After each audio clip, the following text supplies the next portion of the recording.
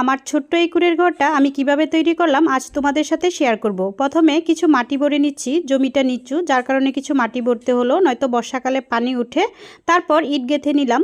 এখন ভাবি আর আমি কাদামাটি উঠিয়ে নিচ্ছি গড়টা লেপার জন্য। এদিকে ছন কাটা হচ্ছে গড়ের ছাউনি দেওয়ার জন্য। তারপর কাটা ছনগুলো এলোমেলো করে নেওয়া হলো। এদিকে আবার শোলা দিয়ে চাল তৈরি করে নেওয়া হলো। এখন এলোমেলো করা ছনগুলো আবার মুঠি করে আটি বাঁধা হলো। এখন আটি বাঁধা ছনগুলো শোলার বেড়ার উপর খুব সুন্দর করে আটি আটি বিছিয়ে দেওয়া হলো। তারপর ছনের উপর বাঁশের কঞ্চি দিয়ে খুব টাইট টাইট করে বাঁধা হচ্ছে। তারপর ছাউনিগুলো তৈরি করে গড়ের উপর উঠানো হলো। এদিকে তোমাদের ভাইয়া সাইডের বেড়াগুলো দেওয়ার কাজ করছে, সাথে ভাবিও কাজ করতেছিল। গড়ের কাজটা মোটামুটি কমপ্লিট হলো। সামনের যে খালি জমিটা আছে ওইখানে সবজি বোনা হয়েছে। চলে আসলাম 2 মাস পর। এই যে গাছটা দেখতে পাচ্ছ, এটা হচ্ছে থাই পাতা আর এটা হচ্ছে কারি পাতা।